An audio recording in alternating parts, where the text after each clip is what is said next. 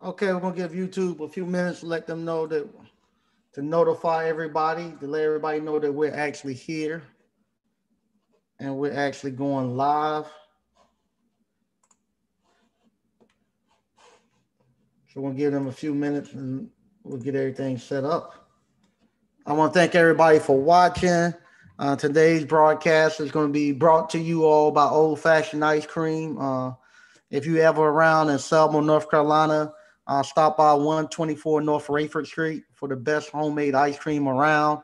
Old Fashioned Ice Cream. They're actually sponsoring this YouTube stream tonight. We'll give everybody a few minutes to let everybody know that we are live. I want to thank everybody for tuning in. I'll give you all the call in number because it's been really good for appliance repair people here. This appliance repair field has really taken off. I mean, has really taken off. I'm not able to actually every time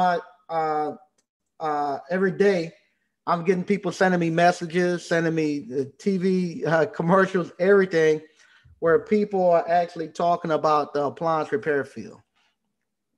The appliance repair field right now is no longer a secret.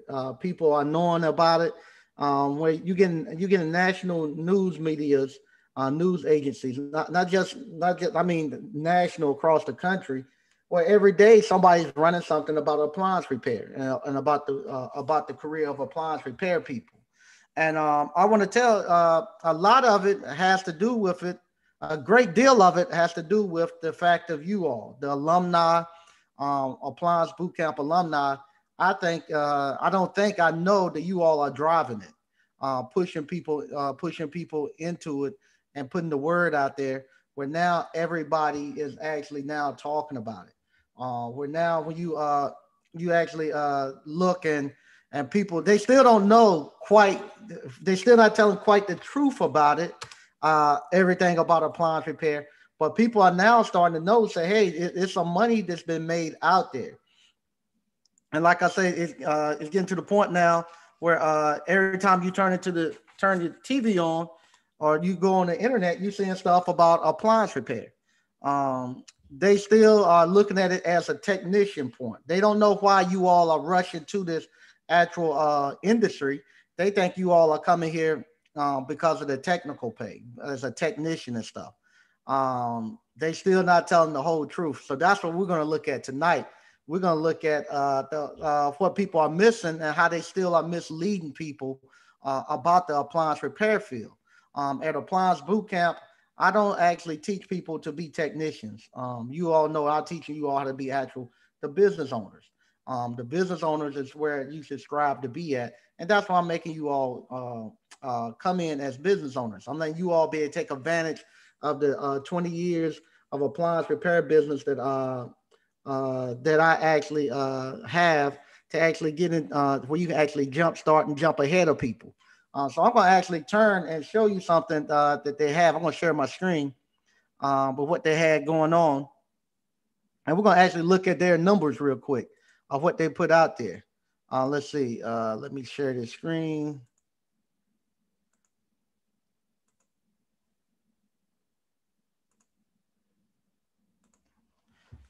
Okay. This is what they actually, one of the articles that they put out. And here it is again, where they actually are kind of misleading people again, and actually telling people about the salaries tech, saying that a salary a technician can come in and make 60 to 70 thousand dollars a year as a appliance repair technician and stuff. And they're actually they're still pushing the two major schools. For a long time, these were the only two schools that were out there. You had Dryer Academy, you had Fred's Appliance, and they teach you to be technicians. Like I say, very good schools, very great schools for developing technicians. I've sent people to actually Fred's Appliance, and they do a wonderful job. Dryer does a wonderful job. They do great jobs at being technicians. But that's not why people are running to there, and that's not why they're actually saying Like they're actually they getting it too because they're saying, hey, they overbooked and they're booked out.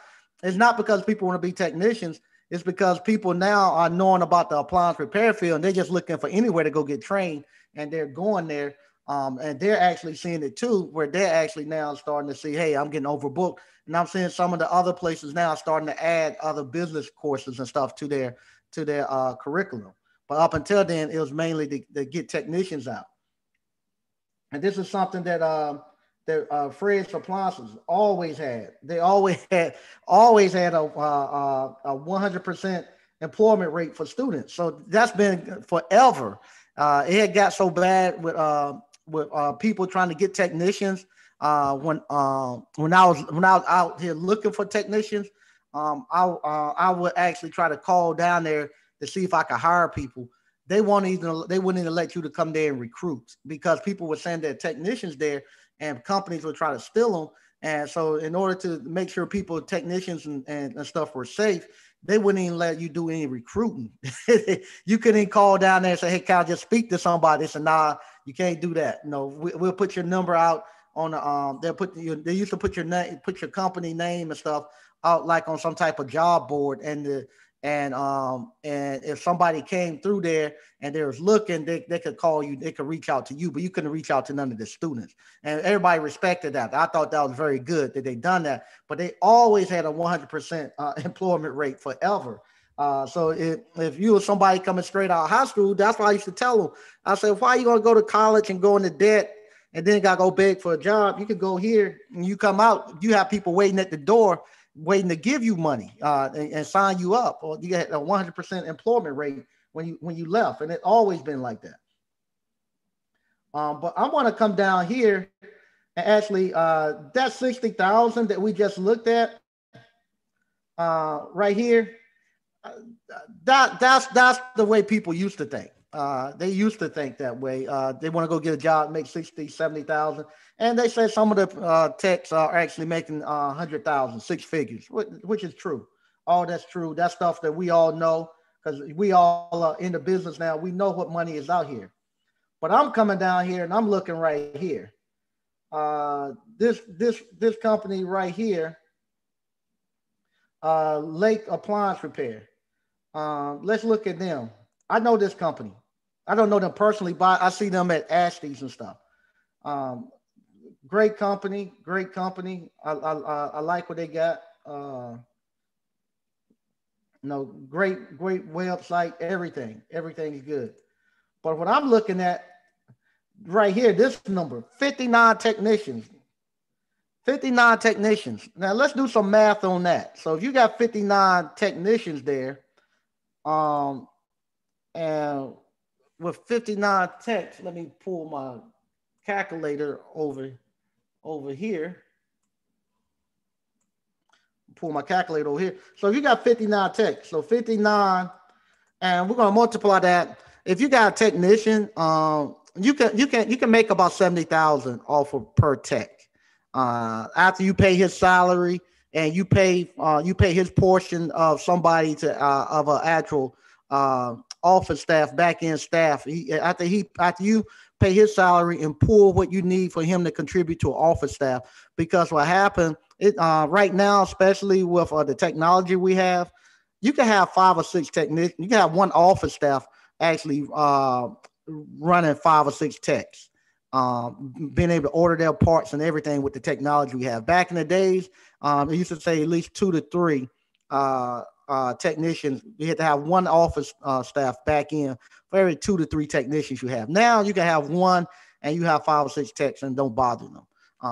Matter of fact, I have right now 1, 2, 3. I got like 4 subs that works with me off and on, and I can do that by myself with little or no work hardly. So you can, if you had people going full time, you can do 5 or 6. All right. So we're gonna multiply that. We're gonna multiply. You'll make about. We're gonna say about 70,000. We'll say you'll make 70,000 off of tech. So we're gonna multiply 59 times 70,000. That's 4.13 million. So after that company right there, After they done paid everything, they putting in their pocket about $4 million. And because of appliance repair, this is the last of the skilled trades where you don't have to have a state license, issue license or anything. So and so you can anybody can do that. You don't have to. It's easy. It's not. I shouldn't say easy. It's not something that's not accomplishable. You can do it. You can do that. If you somebody who's eager to get out here and put the work in and learn how to hire and learn how to actually uh, manage people and put together your systems and stuff, you can do that. You don't have to get no special license or any of that stuff, and it doesn't require you to make a huge investment to get started. So you can be making 4 point you can make $4 million after paid everything in your pocket. And I like I say when I go to the Ashleys and stuff, and I never forget about 15 years ago, I was sitting in with the business owner with guys like that, and they was asking how many people. I'll never forget. I was making a little over 100,000 at that time, and I remember raising. They asked, how many people make 50,000. A couple of people raised their hand. They said how many people make 100,000. I raised my hand, and I thought I was good. The guy was like, man, these guys, because nobody was raising their hand. Then they said 500. I said, these guys ain't making 50,000. No, they broke. I'm doing good because I'm making over $100,000. And then they got old past 500. Then they got to the million and 2 millions. Now I'm seeing half the room hand going up. And I said, wait a minute, what in the world is going on? These guys making millions of dollars repairing appliances. And this is another thing too. You read here. Uh, this is very key. This is a family business. So that's what you all are talking about now. You all are talking about passing this stuff down and you getting it up and running and you bringing your kids on and passing it down. I've started the transition now where I got my kids now working in my businesses. So now you passing it down. So when they get it, this is a young lady. When they get it, they got all the systems and stuff in place. All they got to do is just manage it. This one right here, Guanaco. This is good. They were up for like one of the business for the years. Great company right here. But they got 115 people. 115. That's amazing. And look at their website. It's great. Look at their company. And believe it or not, we have alumni who's on this way. You look at their presentation, and you looking at their presentation. You looking at their uniforms. You looking at their vehicles. We have alumni right now who's mimicking that with one man operations, and they're actually starting to come up. They're coming up. They have all this stuff in place. Look at their vehicles. We have one man operations and stuff that's coming up. Who their vehicles look just the same. They just as professional. They know all this corporate stuff that they've been working in corporate America that they're putting it in now, and they're catching up. They're gonna be catching up with these guys in the next 10 to 15 years. But just think, 115. Let's do 115 times times 70,000.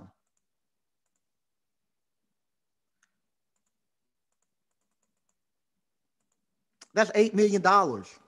So these numbers are doable, and that's what I look at. I'm not go places, especially when I ride by these HVAC companies and these electrical companies. I'm counting how many trucks and stuff are out there, how many employees and stuff that they have, because then you can about tell about how much money they're turning, and that's the stuff that these news articles and stuff are still not telling people. They're just putting out there the $60,000 and thinking that that 60,000 should be enough to make you happy and make you bite. When they should be showing you uh, the actual numbers that you can attain and how it can be that you could get to those numbers. Let me stop sharing this right here. And that's the thing that I wanted to show you all. That's the stuff that's going on that they're not telling. People want me to actually they wanted me to keep doing the comparison of appliance boot camp to other industries. And I'm gonna be honest with you. We don't have any industry right now that can compare against us. They wanted somebody asked me to do it with the owner operator trucking industry. If you own and operate your own truck, it's not no comparison. We have so many people that have came to appliance boot camp who are owner operators who get out the truck. Because for one, you if you're an owner operator and and just say you if we done it as one, if you were just a one man service company, and you were a one man service company, and versus a person who's a one man owner operator, where he had to be in there driving the truck, and you had to be in there doing your service calls. Y'all would clear and gross about the same amount per week. But the click kicker is you're only working from like 10 to 5 or 10 to 4 every day, Monday through Friday.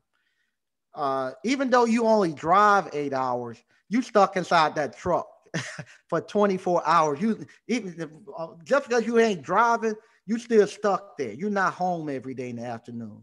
You're totally away from your family. It's like being deported in the military. You away, and you don't get to see your family, and you don't get to see your wife. You don't get to see your kids grow up.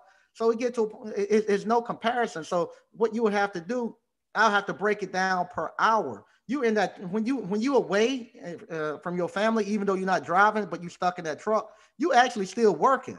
So that's 24 hours you're stuck there, and you can't go anywhere. And you versus us, we'll be making the same amount of money. Plus we what we call we come home every day and we off on the weekend. They're gone for 3 and 4 weeks out before they come home.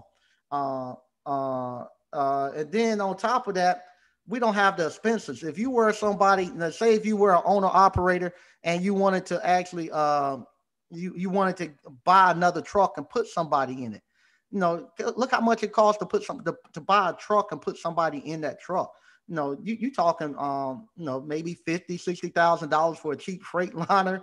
But if you're going to get a new truck, you're talking $100,000 or more to go get a new truck to put somebody in. Versus if you're in appliance repair and you want to add on a sub, you can go buy a truck for $3,000, $4,000. Right now, you can even got people you paying them.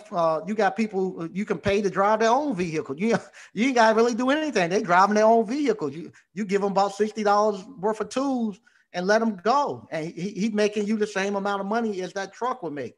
And you ain't got none of the expense, and you got none of the overhead, and you don't have the risk that's involved with these when you got somebody out there on that truck and he hits somebody and stuff. So uh, it wasn't no. I looked at it. It was no comparison. I was gonna call up some of the guys that came through, and I just looked at what they have told me why they changed. It's no comparison. It's no comparison. Even a doctor, a doctor on call. Somebody asked me to do like a emergency room doctor or something. I said it's no comparison, because the emergency room doctor, he at the hospital for for 5 or 6 days straight, can't sleep. No, he can't go home. He goes there, he 5 or 6. We come home every day. It's no comparison. There's no comparison to the skilled trades that we do. And like I say, it's not just appliance repair. I like it because it's a low barrier entrance. It doesn't require to have to work for somebody for 5 years. You don't have to worry about no state license. It's low entry to get in, and it actually makes you enough money for you to actually. It also makes you enough money where you can actually go out here and actually do the things people tell you to do. Um, I don't know any other career that even matches it. Be honest, I don't want to make anybody else mad because we coming out here and we push it out there. But somebody can think of a worthy career. We'll love to put it up against it. But right now, I just don't see where we can get. And like I say, um, when you get into building businesses like they have, the huge businesses, 59 people, 100 and some employees and stuff, that takes a special skill set to be able to manage those people. But fortunately for some of the alumni that we have, they done that. They manage those type of people and life and death situations. Not just if somebody's refrigerator's food gonna spoil, but some of them they was like in military over. over huge groups like that. If something went wrong, somebody died. So they know how to manage people, and they manage them up much tighter under much tighter circumstances. So with that, I just don't know who we could put up against appliance repair, and there's a worthy competitor. And like I say, this appliance repair, the word is out. The word is out. When they during an election season, when you 2 weeks away from an election, and every time you look, somebody's talking about this appliance repair, this appliance repair, this appliance repair. And it's running across major news articles everywhere. Everybody's talking about it. It's not going to be long before they come and somebody starts shutting it down. You getting people already now. Coming and within the appliance repair field, you having people getting attacked. Not only me, if you somebody out there giving out information right now, somebody's gonna attack you from within. Some of the people don't. They don't. People. Some people don't like the fact that new people are coming in. They don't like that there's so many new people are coming in, and you getting attacked for that. So you got to have to come out here now and start to teach appliance repair and stuff, and helping. If you was making technicians, if you were making technicians, you fine. Nobody's gonna bother you there because everybody wants a technician. But if you're somebody coming in, and if you're somebody coming in and you making entrepreneurs, business owners, then you got a problem. Because the entrepreneur business owners are the ones that they feel like are a threat.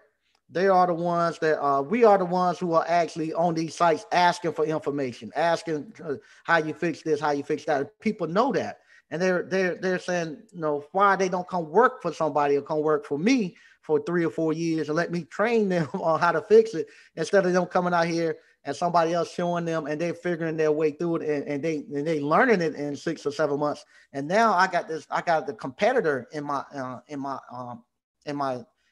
area. And that people don't want that. For a long time, we had gravy. We had a gravy for a long time. You didn't have no competitors. You couldn't make nobody do appliance repair.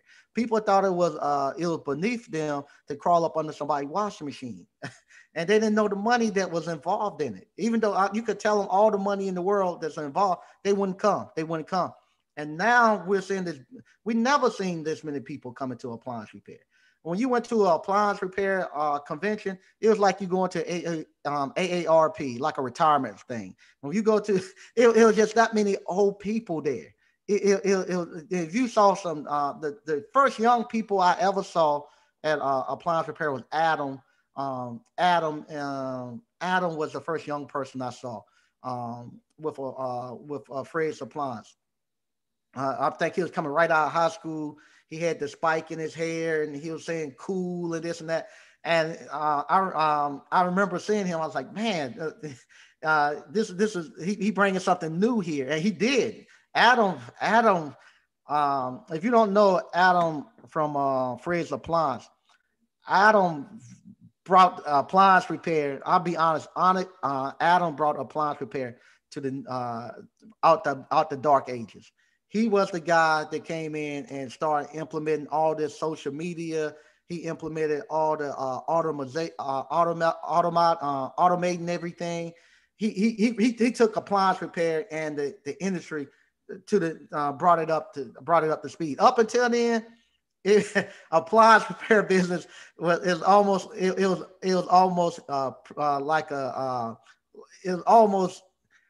it was like going back into the 1950s. Nobody wanted to expand. It was just antiquated and old, but he brought it in. I give him credit for that. Adam done so much for bringing it up to date. And you all are now taking it to a whole nother level. You all are coming in and bringing it so much energy, and y'all so excited that's what, like I said, that's why a lot of people get mad. It's the fact that you all have excitement about this thing. And people and we just been doing it kind of like that little cartoon. I think it used to be on like Tom and Jerry. I think it was. Yeah, I think it was Tom and Jerry. You had the older bulldog that he big and he got this little young dog who want to go fight and do everything and he's bothering the the big bulldog is slapping him around because he tired of hearing him yapping and doing all this stuff and then all of a sudden it gets always at the end the what's it called the little bulldog that had all the energy and was ready to go. He finally realized that the big bulldog didn't want no fight in him, and he realized then that he had control of him. At the end, he always end up bossing the big bulldog around, and that's exactly what's happening right now. You all are coming in, y'all that little bulldog who's yapping. The older guys don't want to hear it. They smacking you around. So just be quiet, get them out of here, this and that. But eventually, you're gonna realize that you all have the power. You all have all the automation. Y'all have all the fresh new ideas. Y'all haven't been y'all don't have no blinders on where you thinking you have to do everything this way. Y'all thinking out the box, and y'all gonna pass us. Plenty of y'all have already passed me. Y'all have passed me, and y'all gonna pass us. And that's all it is. And I'm glad to see it, and I'm glad to be able to be here and help out. Uh, if you want to call in, this is the call in. But yeah, I'm just glad to be a part of it. Now we got to talk about the appliance boot camp. Appliance boot camp, like I say, we're making changes to this. We're gonna. It's no longer going to be a 2 day 2 day hands-on event. We're going to 3 day hands-on. We're going to have a Friday, a Saturday, and a Sunday. Going forward with the new dates.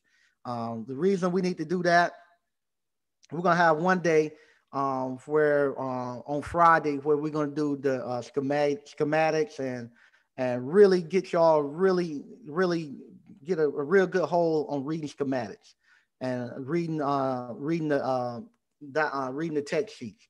So we'll do that on Friday. Um, on Saturday is just gonna be nothing but refrigeration. Um, we're gonna um, we're gonna learn refrigeration, and we're also gonna do the seal systems on Saturday. So you'll learn how to braise.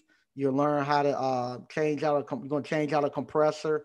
All of that on Saturday. And so that's why we got to go 3 days. Um, so that's the way we're gonna go. The hands-on event. If you come into the hands-on, the price on the hands-on is gonna go up.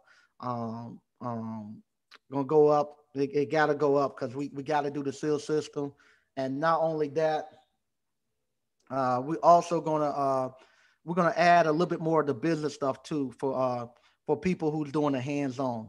The hands-on, we're gonna actually have y'all some the people because it's gonna be a significant cost going up on the hands-on for those people who make that commitment for the hands-on. We're gonna have a little bit more you gonna have a little bit more of the business stuff to actually get you up and running a little faster also. We're not gonna exclude the people who doing the online. The online, you get everything also. You get all the new courses and stuff. I've been shooting. I got my stuff on. I was shooting today too. You get all the new courses. You're gonna get all the business stuff too. But with your business stuff that you're gonna get on the actual online, it's gonna be stuff that you're gonna have to implement. Here, it's gonna be some stuff that we'll implement together on the hands-on. But like I say, everything that we do here, you'll get it on the online. But if they're gonna come here, and I'm gonna be here for 3 days, I have to make it. I have to because coming here for 3 days, that's 3 days of me being here. We have to make the price reflect that. And like I say, uh, what you all are getting, you all are leaving here and getting six-figure businesses, or y'all making $100,000.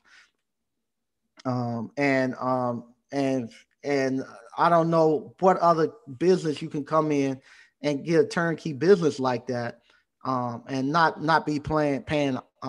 Like I said, we had guy we just met last at the last convention that paid $100,000, and talking to everybody that I know who have bought franchises and stuff like that, they pay way over 100,000 to make $100,000 because you're making it continual. So that's what we're gonna do. So we have to go up on those prices. And those prices, I'm gonna go more on them on this Friday of what you're gonna be getting because we're going up at the end of the month. So on Thursday, excuse me, on Thursday, I'm gonna go into detail what's gonna get changed in the appliance boot camp, what you'll learn here. I'm gonna go over the prices, and then I'm gonna release the new dates. The day after the election, I want to make sure everything's clear, ain't nothing crazy going on with these elections. The day after the elections, I'm gonna release the new dates. The dates are I'm gonna before I release them to the public, I'm gonna release them to the actual people who have already paid in appliance boot camp, so they can choose their dates first. The people who already paid, they'll get to choose their date first, and then after that, when the new price goes up, those people then when they buy, they get in after them. So I'm gonna give them a couple of days to actually the people who've already paid to get their to choose the dates that they want, and then at the on Monday, I actually update it, and the people who come in with the new prices, they can then pick out their dates. But we got some new stuff that's gonna be coming on for everybody. The online is gonna be great. The hands on is gonna be great. And like I say, I listen to the people who have some feedback. I love I love for people to critique the business and give us some feedback to help us make it better. And some things we do need to make it better. But once again, I'm gonna let you know, appliance boot camp is not an ongoing training. It's not something that's training technicians. What I'm doing here, I'm getting you into the business, giving you a quick path to get into the business and start making money. And like I've always said, once you get into that business, once you get in and you start making money, you're gonna have to learn how to self-educate yourself, and you're gonna have to start going into the different other technical training places. You're gonna have to be going over to appliancetology and actually go over there and get the manuals there. You have to be reading and studying. You need to join USA and get into a peer group so you can have somebody to actually walk you through. If you want to be one of these guys who got 59 or 100 employees, you need to go join there so they can actually show you how to get there. I can't show you how to get there because I never had that many employees, but go over there. There's plenty of them over there that got those type of employees. Has been doing it 2 or 3 generations. Go over there. They'll show you how to get there. Also, TMM, he has some ongoing training, ongoing support. You can go catch that also. So you go to those places. But I'm the person who's gonna get you into the business, get you up and running, and that's what I do. Once you get it in, get up and running. Um, Training is nonstop. It ain't something you're gonna do for, and you gotta get that in your mind. Training is not gonna be something that you're gonna do just one time and be done with it.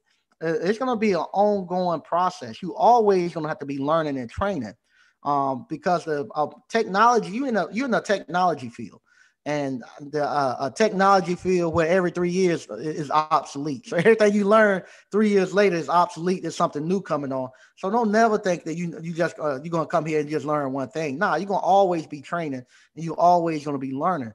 So you got to get used to that. You got to get used to doing that. You got to learn how to read and comprehend. You all you gotta start reading. You're gonna have to start reading and comprehending, and otherwise you ain't gonna make it. You're not gonna make it in no business if you're not gonna read. Because a lot of times when you start talking to business owners, even if you just start looking at videos, business owners automatically assume that you automatically read the staple of books. No, everybody automatically assume if you already in business that you don't read Rich Dad, Poor Dad, Think and Grow Rich, the E Myth.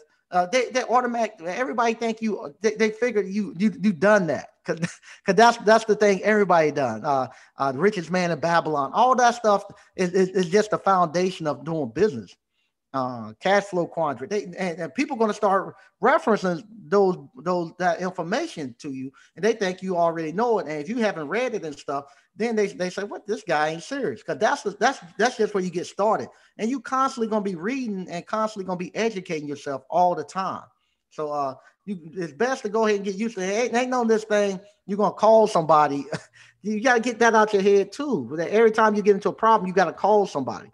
You got to call somebody. You got to get to a point where you can think this thing through. You got to start thinking. That's the hardest thing in the world to do for people is learn how to think. You got to learn how to think for yourself. So that's what I do. I get you in the business and I show you how to go out and start thinking for yourself, how to self-educate yourself. And there you go. It's always, you always going to be learning in here. So don't never think you're going to be done learning. I'm always learning. Somebody asked me the other day, matter of fact, it was yesterday, Sunday.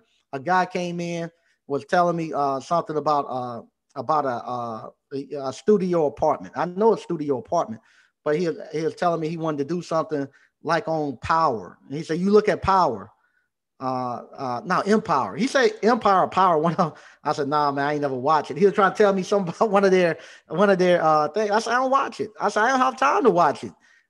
If I'm not watching a YouTube video, I'm not watching no YouTube or nothing crazy. I'm watching YouTube about from people. That's how I get my mentors, from YouTube. I'm watching stuff about business and stuff like that, different stuff I'm getting into. So I'm watching that, or I'm reading a book. I don't watch no TV. I don't have time to watch no TV. Sit down and watch that stuff. So I don't. So I said, no, I don't. I ain't watched it, man. But that's what I look at. I look at the YouTube and I'm reading books and stuff. And you're gonna have to get the same way. All that stuff, all that crap that just don't do you any good, just entertain you. You got to throw it away. You're gonna have to throw it away. You're gonna get to a point you don't even listen to the radio. I don't even listen to the radio because it doesn't fulfill me at all. So I'm riding in the car. I'm listening to YouTube. We're looking at YouTube video. I can't listen to no radio. I ain't gonna listen to that mess. So you're gonna get to the same way, and that's how you can start to self-educate yourself. And you'll find out when you start doing that, you'll start to learn. You have a vast knowledge over a large array of stuff. And you have to be careful because then you become a know-it-all. Because then people people start you when you go into a conversation, you have to pull back because you read and you read all the time and you listening to educational stuff all the time, that when you get around people and people just saying stuff that ain't true, you get to a point where you start correcting people all the time. It's not because you've been a smart addict, but you want people to have the correct information. and they get mad at you. They start to get mad at you. And your way of thinking won't. If your way of thinking is so far different than everybody else, you start. You can't even have. It get to a point. I'll say this right here. My family, some way or another. Now you can go look and see in the primaries which way somebody voted in the primary. So my family and stuff, they wanted to see which way I voted. So I didn't know they could do it. So this past weekend, I get a phone call and you think you rich. I said, what are you talking about? Why you keep voting Democrat and then vote Republic in the primaries and stuff? Why you keep changing your affiliation? I said, I don't change my affiliation. He said, well, I'm looking right here where you voted Republican one time and then you voted Democrat one time, then you voted Republican. I said, that's in the primary. They said, yeah, why you do that? And I was telling them, I said, well, for one time, I said, if President Obama was the president going up on his second term, I'm an independent. So as an independent, when you walk up during the primary, they ask you which way you want to vote. You get to choose. But if you're a Democrat, you gotta vote Democrat. If you're a Republican, you gotta vote Republican. So I was telling them, I said, President Obama's second term, you already know he's the nominee for the Democrats. So why not get two for the price of one? Why don't you become an independent and you can go vote in the Republican primary and you can help pick the Republican nominee too. So you get two for the price of one, because they're gonna let Obama go back and run for the second term. So you're gonna set out and not vote and then get mad at who the Republicans put out. I said you go there and pick out who you want to run on the Republican side. and you can get two for the price of one. And they say, well, nobody I will vote from there. I said, true. If there's plenty of people, I don't want to vote for nobody this time around. But I said, if you don't want to vote, you can go in there and you can make them fight. So whoever the two people leading, whoever won the last state, when they get to your state, you vote for the other person and keep them fighting all the way into the convention and make them spend money and make them split the party. But I said that's what you have to think. You have to think like that. You can't and you can't just be loyal and just give everything away. But that's the type of way I think. And because I think like that, like I said, this weekend I had family members that were mad at me because of that. Called me a traitor. I told them, I said, I think that's smart to do that. But no, you're supposed to not do no stuff like that. But that's what's going to happen. Your mind is going to change. You're going to look at life totally different. You're going to realize everything everybody ever told you was they meant good, but it was wrong for you. Because your education and everything is built to make you either a soldier or a good worker. It's not built for you. That's why they don't show those people. You can be a multi-millionaire by doing appliance repair. They just tell you can make $60,000 doing appliance repair. They don't tell you can be a multi-millionaire doing appliance repair. They don't tell you can be the actual business owner. And that's why you all are running to appliance repair. You all ain't running here for no job. Where y'all come to look for a job. Y'all don't want no job. It's the ownership that you all want. You all want to own and control your own business and be in control of your own life. Because I'm gonna tell you this past Friday, about once a month or once every other month, I go pick my mom and dad up, and I take them and I drive them around and let them look at the different properties and stuff I'm buying or have bought. Look at the houses and stuff that I'm renovating. Let them come look at the businesses and stuff I have. I just take that whole day and just drive them around. But this past Friday, I picked them up and I took them out there to Rocky Mount. I got some houses out there in Rocky Mountain. I took them to some that we just got that's in some bad spots. And they didn't realize how bad it was out there. they didn't realize how bad it was. And for them to see that and to go by and look at the houses that I had bought and had worked on and how they came along and let them see that, let them see all the work. That right there is what people want, is what you're supposed to be doing. And you should see the enjoyment and stuff they get to see that their son or their daughters in y'all cases or whoever is actually doing well and progressing and doing stuff like that. They just love that, to be able to walk there and see everything that you're doing, and you own that one too, man. You better slow down. You're doing too much, to do all of that, and then you can take them out to a nice restaurant. They didn't want to get out because of COVID. So I had to take them to a nice restaurant. We ate in the car, but all that stuff, you can do all of that and then take them back home and let them enjoy life and stuff. And you can't do that working for nobody. You can't. I had a friend that got the best job he ever had in his life, and he was so proud of it that he was having his wife and daughter. I hope if you listening, man, I ain't gonna say your name, and I don't mind you me telling this, but he was so proud of that job, and he have his wife and daughter just come up and bring him lunch, where they'll come up and bring him lunch. He had a nice office. They'll bring them lunch, sit and eat lunch, and then they'll leave. That was it. Evidently, the people who worked there didn't like it. Thought that he was messing around too much, and they fired him because of that. So he couldn't even bring his wife and kids in and enjoy it, what he was doing at his job. Versus me, like I say, I pick my father and them up. We ride and look at it, and they get to walk in, get to touch it, get to see all of that, and get to enjoy it. 336 you on. 336 you on. Mike. Hey, how you doing? I don't know what freedom you talking about. You got real freedom. It's coming, man. You're in the middle of all the work, but it's coming. It's coming. I don't know how. Yeah, that's a lot of freedom you talking about. We ain't seeing none of that freedom right now. We Nah, grinding. right. Right now, if you haven't got your system in place and you just putting the system in place, it's a lot of work, man. It's a lot of work out here right now. It's a lot of work out here right now. You know, I stop. Yeah. I'm gonna do one more compressor and I'm gonna stop. It's too much work out here. Nothing. Too much work. They just called me about one. So what I said they just called me about one. about a Like, compressor? why you talk?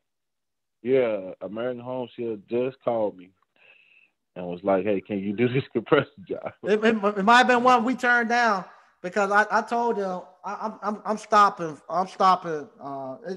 It's too much work. It's too much work. Not I made enough already to pay for my truck rehab. So they bought me. They got my truck rehab and stuff. I'm happy. So I'm getting out. But it's just so much work out here. All right, so promise me not to take no more. Then keep turning them down. Yeah, no, Make a like I said, I'm slowing down. I'm done. It got to a point where it was working 2 days and 3 days, 4 days, and I'm done with it. I'm done with it. so what you saying is you too rich to work. Nah, I'm not saying I'm too rich to work, but I'm saying right now I value my time more right now than what they're paying me. I got some other stuff I need to do. I need to finish these houses right now before the springtime comes. Because when the springtime comes, the ice cream parlor is gonna be kicking again. So I want to get those houses done before the ice cream parlor comes. And I have to be putting more attention on the ice cream parlor. So that's my thing. I need to get those done. I got 3 houses I got to get done before the end of March. I really think you said I'm too rich to work. But Nah, look, nah. Right now, but I'm look, moving. I'm moving to another. I'm moving. I got other stuff I need to do right now. yeah. But see, talk more about that system when you redo the courses or whatever, you do Uh the huh. videos. Uh huh. Yeah, yeah. Get more detail on that system because I don't know, man. I'm just too busy to you know. Yeah, Yeah. with the new course, we're gonna go really in depth with with the system. Um, and believe it or not, I shouldn't say it, but I go ahead. I'm actually trying to put together where if I can get my internet guy to actually give me a great deal, where if you do come, he'll we can get your web page and everything. I got my automated system. We can go ahead and he'll do that for you too. So when you leave, you have your web page where everything is automated, and all you got to do is start plugging it in from the very beginning. We have everything set up for you. With the online, uh, you're gonna go by step how to do it, how to write your how to write the sales ad and stuff on your web page, how to integrate it and all that. You'll get all that. But I don't know if I he can work out a deal where I can get everybody in for him to do the web page and do the SEO for about 6 months. So that's what I'm trying to work on. You're gonna have to charge. What about the alumni? So if the alumni want it, you can't throw that in. You're gonna have to charge extra for that. That's what I'm saying. That's what I said. Some stuff like with the marketing and stuff, some of that stuff we'll be able to come in at a discounted rate, but some of that stuff is ongoing because I don't control it. So you can choose to get them to do the SEO, but I'm not actually paying for the SEO. So all he's doing, he's actually giving you a web page up front, and going in order to get your SEO work, to host and do your SEO work. Yeah, man. I tell you, it seemed like if we had about 10 guys who wanted to buy brand new vans Mm-hmm. or used vans, Mm-hmm. it seemed like we could find a connect somewhere, man. Find what Oh, well, you can go to a dealership and get them, or just go to the you can find like the places like Pepsi and people who got fleets who switch them out every 4 or 5 years. Um, Call them and matter of fact, I tell you what, the commercial department. I know like Ford. down there, University Ford down in Durham. They had a commercial division that sold a lot of that stuff to the state and all that. And every 4 or 5 years, they had to replace it out. With the state send theirs to the surplus. But someplace like Coca-Cola and all that, I think they can actually they actually know about it first, and you might can put a bid in. You see a lot of these side small places to buy cars. They actually buy theirs from places like that, and you can actually put a bid in Yeah, and but buy they're killing them though. I mean, I didn't say, I'm in the car game, man. I mean, even at the auction, they incredible prices. I've been looking at state Service van, surplus, man. State surplus, something that used to go for 2,000, it's going for 6, 7,000. yeah, I mean, service vans right now are gold in the car game. Mm-hmm. So I mean, it's just gonna be the one I found. The guy can't find the title. I've been, I, but I'm gonna wait on him because the deal is it's so sweet. I gotta wait on it. Mm-hmm. And the girl said go rent some vans. Nah, I don't even like renting my doggone space. And it's got washer stuff, uh-huh. 210s, drain lines, and everything. Uh-huh. Rent just killing me. I just hate the thought of rent, man. I don't like. I don't. When I'm renting something, I feel like somebody pimping me. So I don't. I don't like rent. But we got to find a way. I got to find some vehicles, man. Yeah, because if I follow the blueprint, I need vehicles anyway. Yeah. But, yeah. Oh But no, girly girl said anyway, to rent her own place and sell theirs. rent to own. Uh-huh. Oh, okay. I guess the Anyway, man, car I just rental want. places, the car rentals, Yeah. they'll sell their vehicle. Where's she at? Girly girl, she's Yeah. out in the Midwest. I think Indianapolis or someplace like that. I think. Where you from, girly girl? I think Indianapolis someplace. I should know.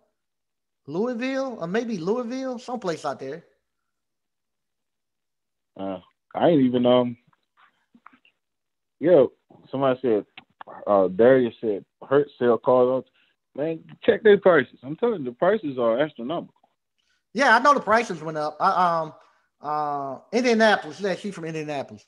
Like I said, I've been looking at the state surplus, um, and they got box truck on there right now. That it's right now Oh, it's setting at about 3,000. But I know that it's 2 days out. I know it's gonna go for six. It's gonna double. If it's 2 days out, it's gonna double. It's gonna go for about six. what you gonna let me get yours? Well, you don't need no box truck no more, right? Nah, I use them now. I was gonna get rid of them, but that's what I'm using now to actually store my material in to take it to the actual houses. So the guys that work on my houses, I put all the tools and all the lumber and stuff in the box truck so it won't get wet. I don't have to worry about nobody stealing it, and they drive that out there to the houses and do their work. Damn, man, you got a system, man.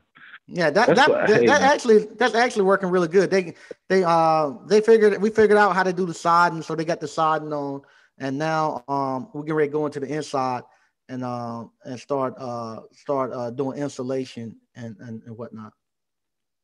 Now siding you don't nail tight, right? Yeah, don't nail it tight. You gotta give it room to actually move when the heat and stuff come. Oh, okay. I Yeah, just yeah. just You letting nail you it know. tight, it's gonna buckle when it get hot. Yeah. So look, Mhm. go into be very detailed when you go into the business part, though, man. Because Okay. I mean, I'm getting better, you know. Uh-huh. But and then I tell you, I mean, that's what I call. I call you over the weekend. Mhm. When I tell you, man, it seems like you always right. You remember what we talked about family the other day? I told you that. I told you that. I told you. I told you. It ain't that I'm always right. I've been there, done that. And then, hey, when it happened, man, you got to think. I felt like my whole body just changed when it happened. I was like, dang. Yep. Yeah. But anyway, all right, man. All Take it right. easy, man. Okay. Yep. Yeah. What I was saying about with family. Yeah, family. It changes. Everything changes. Everything changes. Everything changes. Let's see. I'm gonna read a couple of these. Then I'm gonna get out. I'm gonna, like I said, I'm gonna announce the new price coming up on Thursday of what the appliance boot camp is gonna go to.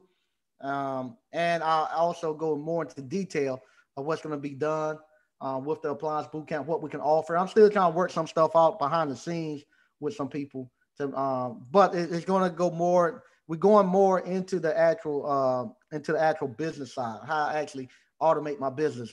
It was kind of cool today. One of the guys, one of the alumni from Chicago. I don't know if he's here, Prince. I don't know if Prince watching, but Prince came. He came and stopped by this morning on his way back to Chicago, and he kind of got to see what I do all day. Just sit here and I was showing him how when somebody calls, just how easy it is to schedule an appointment and this and that. And he saw one or two subs just swing by, pick something up or drop something off, or just sometimes the subs get caught up and they're in the area. They swing by here. I think I got public restrooms, so I think that's why they come, because they come here, use the restroom and stuff. They got a key and stuff to get in. They use the restroom and head on back where they're going. So I'm gonna start charging people for the restroom to use it. But yeah, so he just got to see pretty much what I do. It's a pretty nice gig that I have, because like I say, during the day, I'm able to actually work on other businesses. Um, this morning, I came in, uh, met the guys, filled up the box trucks with gas. They left. Went to the bank, dropped deposited the cash from from this weekend at the ice cream parlor. Came back. I'm finishing up my taxes. This time was the first time, my real estate. This is the first time I actually have rented out my real estate to another business that I have. So I'm having to do some things with that on my taxes, because what happened in 2019, Appliance Boot Camp actually in 2019, Appliance Boot Camp actually started renting this actual building. Even though it was renovating, we had to pay rent. So I had to accommodate for that. So me and my accountant was fixing that. So I done that to this morning. After that, what did I do? Uh, I went out. Where I go after that? I had to go to the post office. One of the companies I'm doing a license holder for. I had to sign some papers and get it off the next day. So I done that. Came back, shot a couple of videos. After I shot the videos, um, um, called my daughter. She started working on the work orders from last week on for Friday, from last week, and then from there, uh, I called her again at the end to check everything before she hit submit on the batches, and before she order all the parts. I go there and I check all of that, and then I get ready for here. So that was it. It's pretty. It's a pretty nice gig. Pretty nice gig. Oh, and I'm working on in between times, like if you can see these or not, I'm just working on writing a menu out for an ice cream parlor. I'm writing the actual menu out, and that's it. And the business just keep running and running and running by itself, and you don't really have to do anything. It's pretty much on autopilot. Now, if I was to really horn it in and really got going and really and really wanted to grow the business out, I could do it. I could do it. Um, because really, like you all really, like if I was going to train technicians, I could train them up and get them up and running quick. So I could have a bunch of technicians, but that's not fun for me in my life.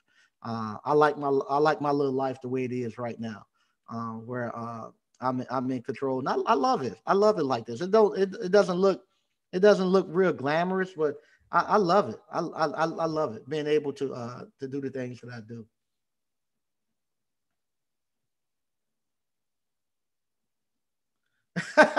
Yeah, reading what Black 12 21 2 said. Say he heard an alumni say that he thought that 10,000 a month was an achievement, but now he says that's just the bare minimum for now for him now. It is. I tell you, what's going to happen, and once you start doing this appliance repair and you actually take off and you get going and once you get to the point where making the money is no longer going to move you, the money is not going to move you anymore. It's going to get to a point where you're gonna want to, like Slick talking about now. I need to get the systems in place. I can make the money. I can make a truckload of money, but it's right now I need to get all this stuff and get my hands around it and get a system in place where this thing actually operate on its own. And it's not it's like riding a bucking horse now, a wild bronco. You want to calm it down and get into like a nice little trot, like a Tennessee Walker. So you want to learn how to get your business to do that. So you get to that point, and the money get to a point. Get to a point. The money ain't gonna move you. The money not gonna move you. Especially when you get to a point when you can buy. The money is there when you can't buy those things. That's when you really want everything. But once you get to a point where you can't afford it, you don't care about it. Then you don't care. You don't care 2 cents about it. And especially when you get to my age at 47, you get to a point where it just don't at 47, materialistic stuff don't move you. The women don't move you as much either. What moves you is the fact that you're building a legacy. What moves me when what I done Friday, when I can go pick my parents up and I can do like Abdul and then ride around a city and go to different places where and say, yeah, I own this, I own that, I own that.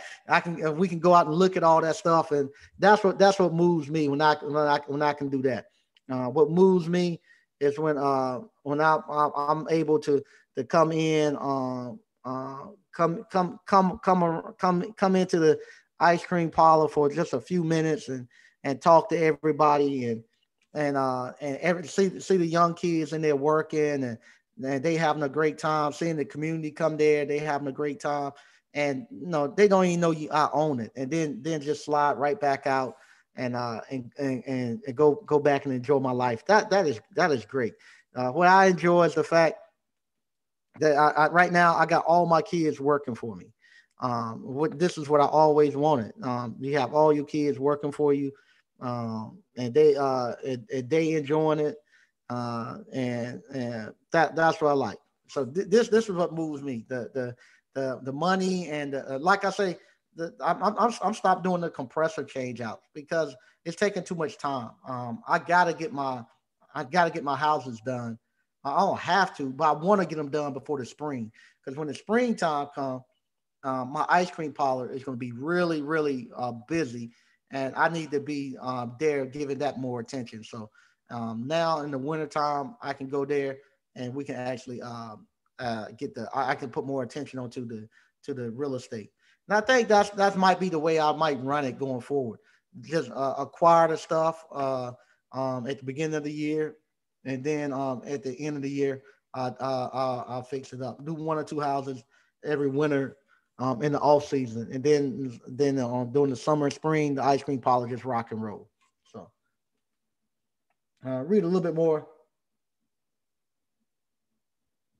and then we're gonna go. I wonder if they're gonna have the Ashley's in 2021 because I don't know. That's another. Let me say this too right now about COVID. Um, COVID.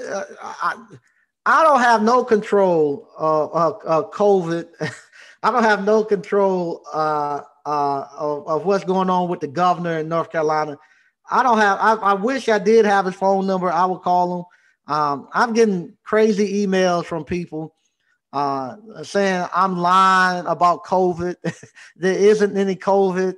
I had one guy said right now we're in phase 3 of the actual I guess you call it social distancing in North Carolina. So you, in order to be indoors, you have to be like everybody got to be 6 feet away. You got to be marked. You got to have a mask on. I would have to bring a fogger in. All that type of stuff. I'm not going to do that. Somebody said they don't call and spoke directly to the Secretary of State, and they told them I'm lying. That they never shut down because of COVID. I've gotten that message.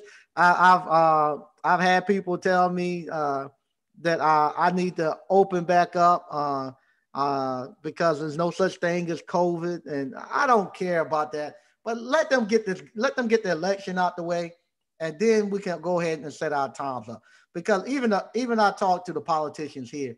We're gonna no, we done the open house. They didn't quite like the open house. The politicians didn't, because they got people coming from out the state here, and they don't know who's coming from here anywhere, and just they didn't want nobody taking pictures, and they getting bad press in this thing. So I told them I'll be mindful of that. I'll wait until after the election, and then I'll open back up, because they came to me and asked me, hey, put it off. So that's why I'm waiting. I keep saying wait until after the election. Now, all these people who sending me, I get 20 emails every day about how to. If somebody done done some research, it ain't no such thing as COVID, and I'm with the government. I ain't got nothing to do with the government. I'm not making any of this stuff up. I'm just saying, hey, let them if they are playing a game or not, let them finish out this election thing and get it out the way so we can move on. But if I could open up tomorrow and not have to worry about if I'll worry about what might happen if I had a bunch of people coming from out of state, and I, like I said, I have to meet with the mayor and meet with the council every week. Every week I have to meet with them, and I'm mindful of them too, because they don't want to see that stuff on the news. They don't want nobody putting that stuff on the news. Something bad happened. So I'm mindful of that, and I comply with that. But all this stuff where people want me to go talk to the governor, and I can't go talk to the governor and make no decisions about that. I can't make them open this stuff up. I can't make them do anything. I'm nobody. So I find it funny that I get that and whatnot all the time. So yeah, that's about 4 million a year.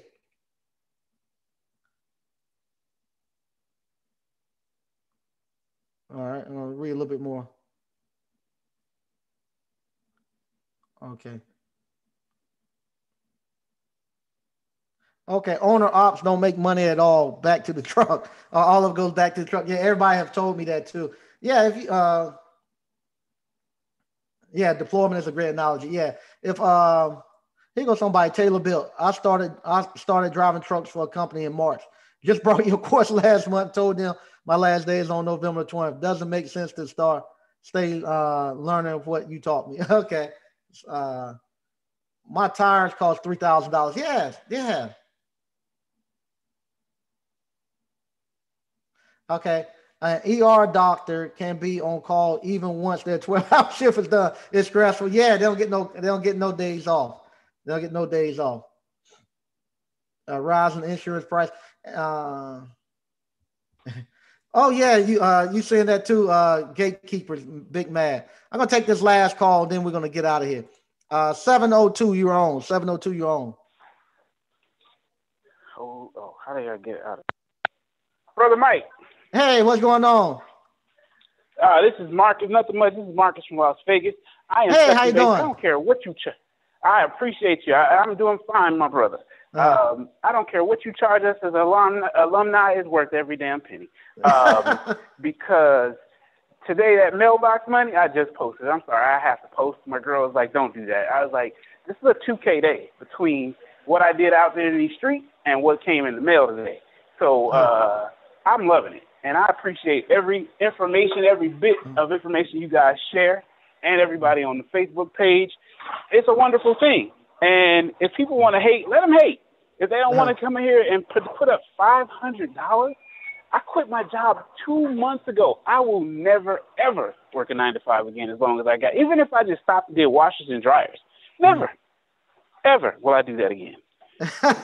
So you guys are awesome. I don't understand. you giving up so much game just with the ice cream parlor alone. I'm starting looking at that. And I'm like, oh, you know what? There is a big margin of money out there for that ice cream. So why not?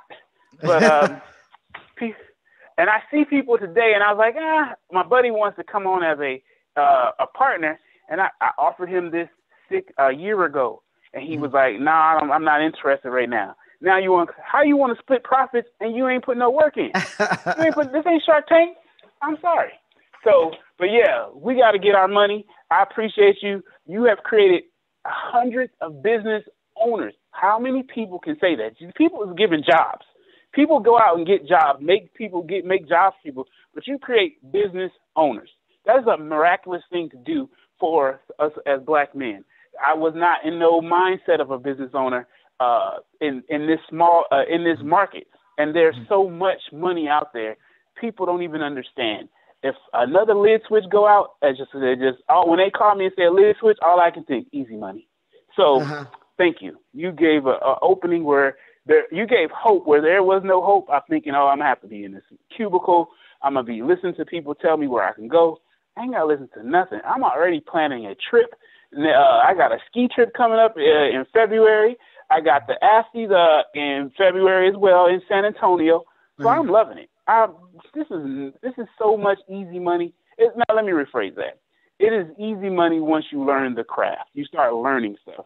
And continuous and never-ending improvement. If these people don't learn that, it's like you said, you got to read some stuff. And with Audible and YouTube now, I listen to the Richest Man in Babylon like 7 times already. Because it's still, you're going to catch a nugget every time, and you start thinking about it, and that 5 bank accounts really goes hand in hand with that book. So if you don't read, you don't educate yourself, and you continue, we can go ask everybody. If you don't get on TMM, use us, use everything else before you start asking questions, you really ain't going to know just asking the question.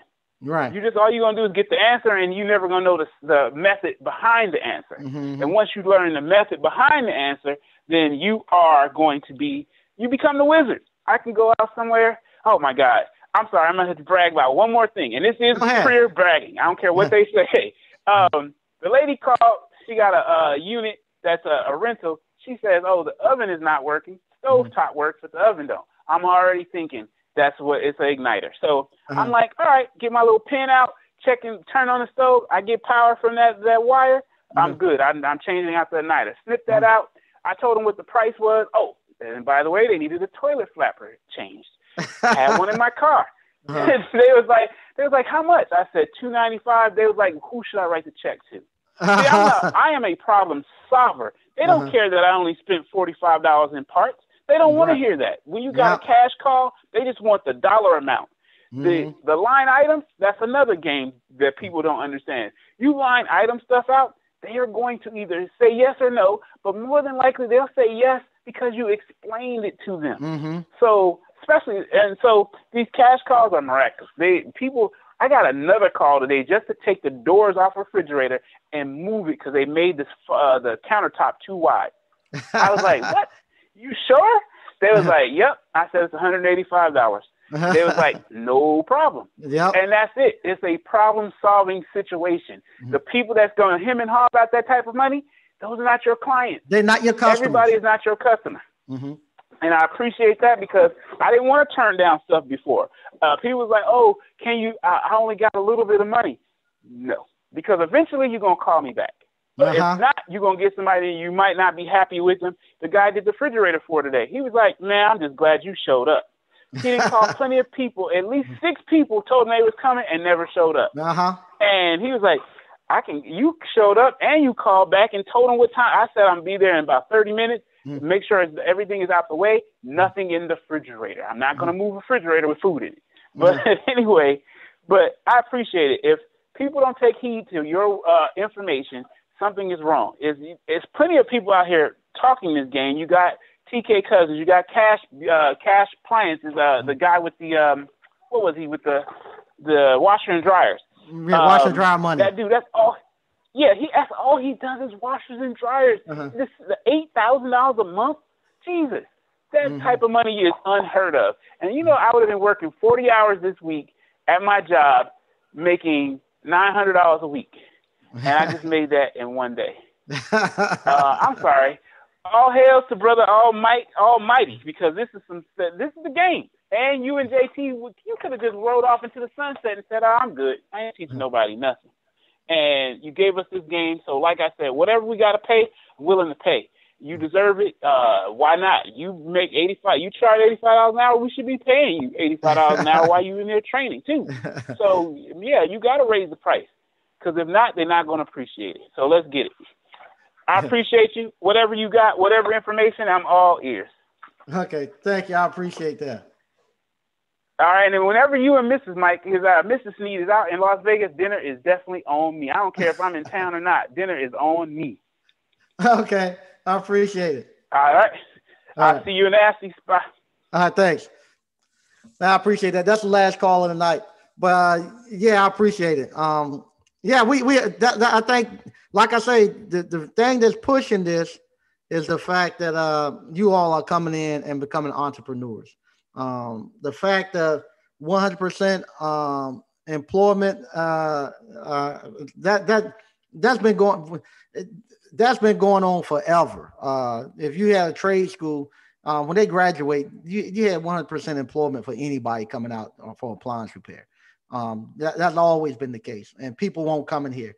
What's making people come here is actually to the appliance repair field is actually you all. You all are the ones who's making people come here.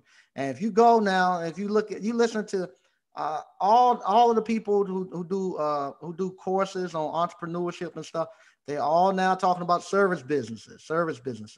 And like I say, the appliance repair service business is unlike any other, because you don't have no plumbers. It's not like the community colleges where they putting out plumbers, electricians, HVACs, and welders. Nobody's creating us. And nobody's even if you go become an electrician or something, nobody's creating electrical contractors. They don't want any more of those, because you don't want the competition. You want somebody to just be an electrician and come work for you. And last but not least, I'm going to address this right here too. Some people get mad because I say I'll speak directly to African-American men. Well, if you look, I'm an African-American man. And over 90% of the people who come to the course is African-American men.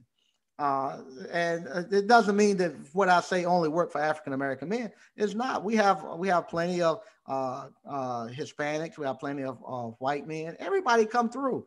But I know for African-American men, it's a specific, we have a specific need and situation that other people might not have.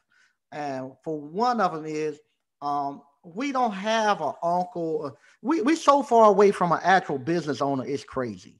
Most other races, their uncle or cousin, brother, they just one stop away from an actual business owner who can actually teach them about business, who can actually give them the funds to start their business and get them up and running. We don't have that. Go look and throughout your community. You just don't see no African-American businesses. So we don't have that in our community. So we don't have nobody who actually knows how to actually show us how to start a business. And on top of that, we don't have any capital. So we don't have anybody that actually, if we were going to go into a business and had a good idea, we ain't got nowhere to get no money from. Everybody renting, and right now I have people that you would think were prominent people. They got to come use my bathroom several times throughout the month because the water turned off.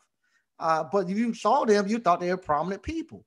So I know that I've been here, that I can tell when people water cuts off, because when people water get cut off, is the way you pay your water bill is right beside my building. It'd be a traffic jam around the building and everywhere, because that's the day they don't want to cut the water off. And for 2 days or so after that, I know people come in and ask me, can I use your restroom? And I said, go right ahead. Or something. I know their water cut off, and they're supposed to be prominent people in the community. And so we don't have the money in our community. And so we don't have the, even if you had the knowledge or a great idea, we don't have the capital to actually push it. And that stuff when you tell us to go get us going to get an education to go get trained, it is different than some another group going to get education, go get trained. Um, if I was to when I sent my nephews over to Fred's Appliance University, um, they were going there because they knew when they got back, their uncle had a job for them waiting. That they were going to make they were going to make money. They was making money before they left, but they knew when they came back, uncle got a job for me to go to, and I'm going to be making my money. Um, versus now, if I send my, like now, if I got a family member who's going to school and I say you need to go to school for accounting, or you need to go to school and you need to learn marketing. What people always say, ain't no money in marketing. Ain't nobody gonna hire you to market your stuff and this and that. For us as African Americans, because we go send our kids to be marketing majors, and then they have to go to other races and ask, can they market? And they said, no, I got my daughter, or I got my niece, or I got my son who just graduated from marketing, or my nephew. I got to make sure he's straight before I can make sure you get straight. So there's no job for you. But now that what we're doing here now, if you got a niece or someone who say they want to do marketing, you got some place where they can market. They say, hey, you come right here. I need you to market my business right here. And not only that, you can plug them in. You can say, hey, if you get it straight with my business, I got hundreds of people that I can plug you in. And just my word alone, I can tell you. And because of my business and my word alone, they'll pick you up and they'll give you business. So now we can do that same thing where we find somebody who's good at marketing. We send somebody to school for marketing. And we got our own tribes. Some of you all 20 and 30 deep. Most people only need 4 or 5 customers to make it. So you can tell them, hey, you market, you get my business. I'm gonna pay you a great salary for my business marketing. But then my other 2 boys, they got businesses too in other different states, and you're gonna market them, and then they know 2 or 3 people that you can market for. And we putting this stuff together. Same thing for accounting. All that stuff now that we send our kids to school for, now we have a place they can come plug that education in and actually put it to work. So now it's starting to be, we are getting some traction and stuff. And so that's why I focus on that. Because if you look for the person who if you're on the battlefield and somebody and people getting hurt, and somebody arm blown off and you got a scratch, I'm not going to go tend to your scratch on your arm. I'm going to go tend to the person who arm blown off. We just got bullet riddled, and nobody's tending to us. They're tending to all. You want us to tend to all the other people.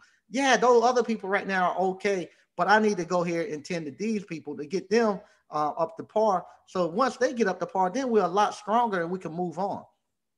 And they are the ones who's pushing this mad rush to get.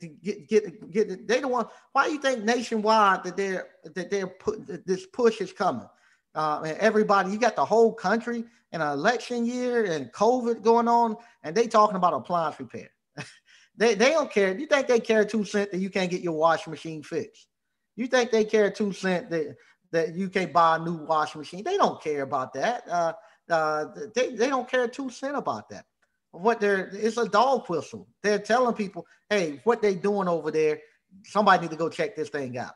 It's just a dog whistle. That's all it is. They don't care if you can't buy a new washer. They don't care nothing about that. It's just a dog whistle that say that, hey, yeah, we see what y'all doing. Just wait a minute. We come to check on you all. Just wait. We come to check on you. Right now, we busy, but we know what y'all doing over there. So it's just a dog whistle, and it's no coincidence that you saying all this stuff, and then you saying people who trying to help. I wonder if it's you get people who trying to who the world try to help people more than TK Cousins. TK Cousins trying to help everybody. He trying to help everybody, and when they start jumping on him and running him down, it lets me know it ain't just Mike Sneed. I might say some stuff there's I might say stuff that's on that's borderline and piss somebody off. But TK Cousins don't don't bother nobody. And you get to the point now where they running out to him and get him to the point where he's saying he's just trying to help people. So that let me know that hey, it's not just a coincidence that you all are getting attacked because y'all doing this. It ain't no coincidence that he's getting attacked. It's not no coincidence that this stuff is on all these major news networks and stuff. It's just the fact that people are seeing what is happening, and y'all quitting jobs. You all are quitting jobs in the middle of this, and family and stuff are taking notice. Well, they quit jobs. They say, "Hey, this guy done quit a job in the middle of the pandemic, and he's doing well." You think you think they not? When I walk out the building out here, this is true stuff. When I walk out the building, if I walk out my building right here, and I start if I don't go to my car and I start walking just down the street, the first thing they ask me, some people they start asking me, "What building you getting ready to buy now? You looking to buy a building?" And you think people are not noticing that and saying, "Well, he's doing that through appliance repair, fixing somebody's washer and dryer." That you able to come here now and pay cash for these buildings and stuff?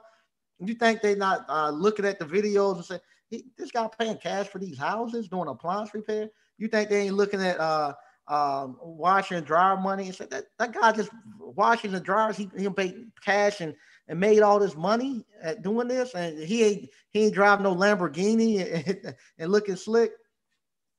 So that's the stuff that everybody is seeing that's happening here, and everybody now is waking up and saying, "Hey, something's going on. We need to check this thing out."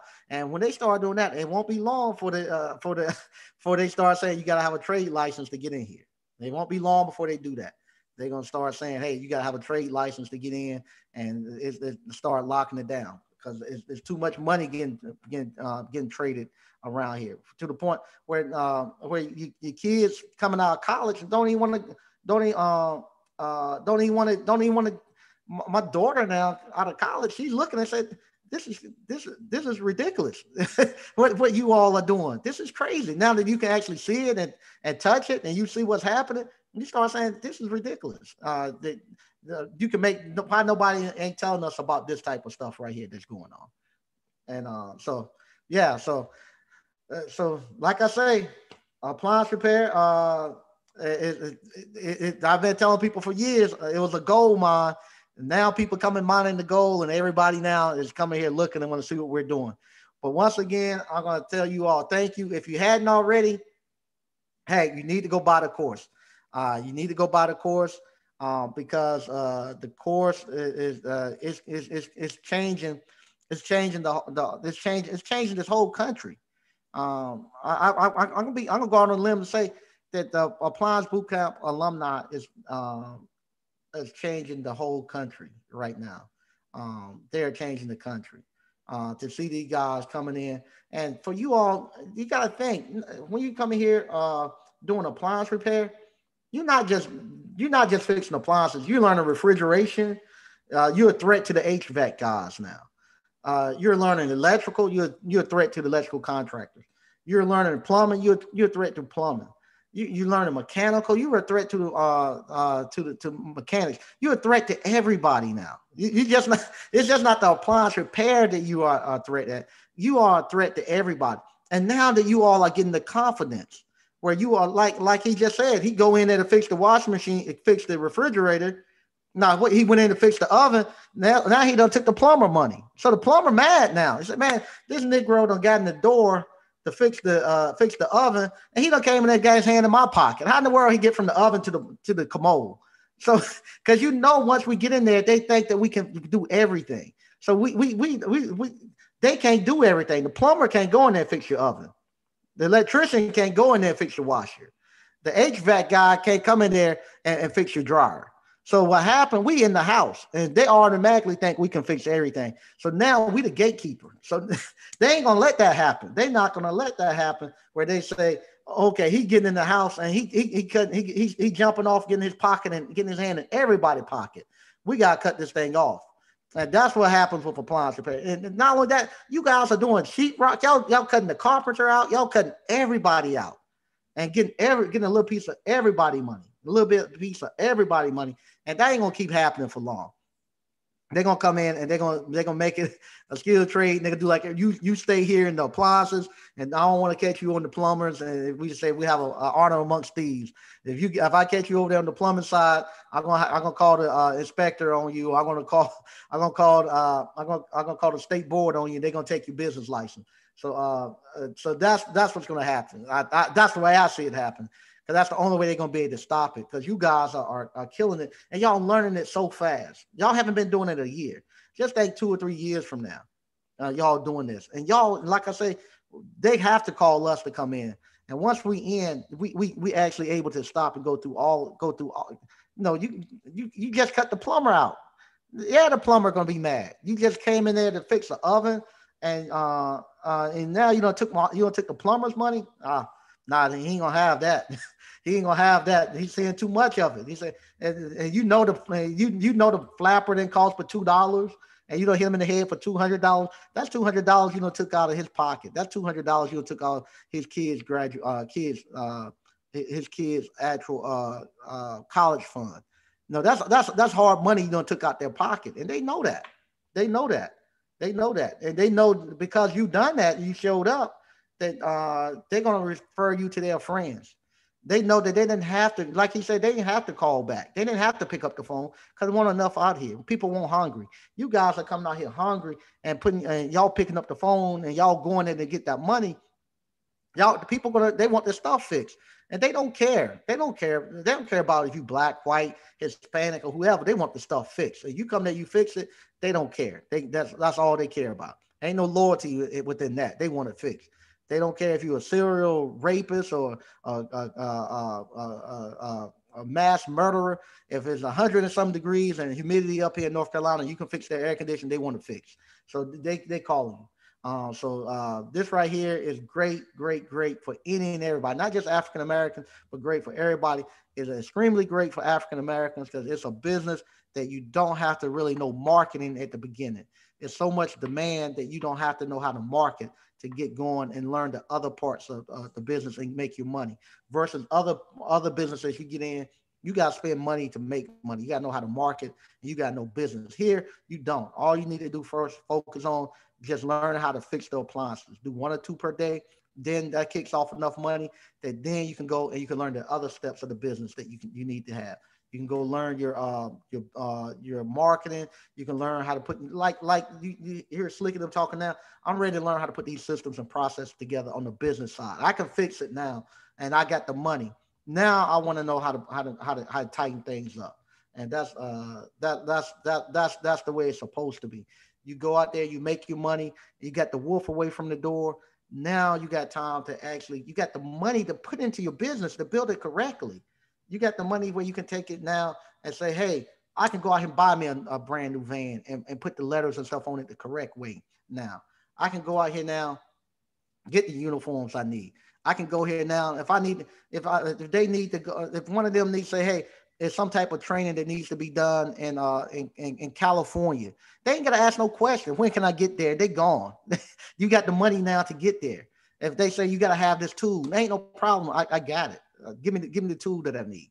It ain't none of that stuff anymore. Where you know what you need to make your business run, and you go get it. If somebody say, "Oh yeah, I can do this for you," it's gonna cost you $400. You say, "Okay, no problem. When can you do it?" You got $400. Ain't nothing for you to get now, and so now that's the way you need the business. Now you became your own bank where you can fund yourself. It used to be other races.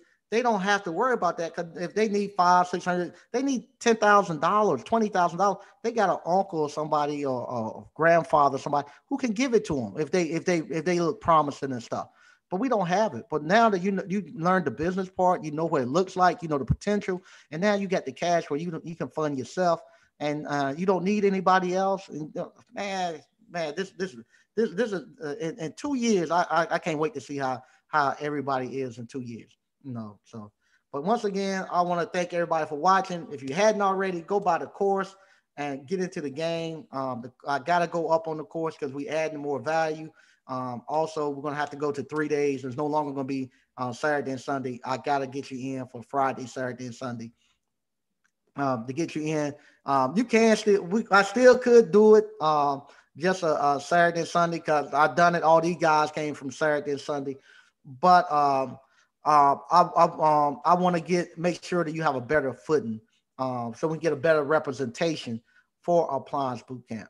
Like I say, I'm not here making you no super tech. I'm here getting you in the game, get you into the business, and then from there, it's up to you to make yourself a super tech. I can't make you study. Just like I can't. I had a young man here earlier today asking me, say he wasn't comfortable going out there fixing appliances, and right here in front of him, I pull up his course.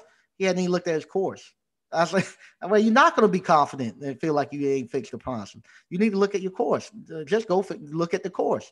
Just like I can't force you to look at your course, I can't force you to go out here and pregame and do everything I tell you.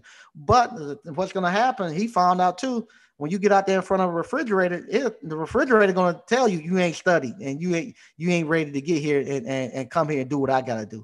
So I ain't got to tell you. The marketplace will tell you, that refrigerator, that range, that washing machine, I tell you you're not ready, and you'll go back then and look at the course. And you can call everybody in the industry and complain that ain't nobody helping you out and that people too hard on you because you asking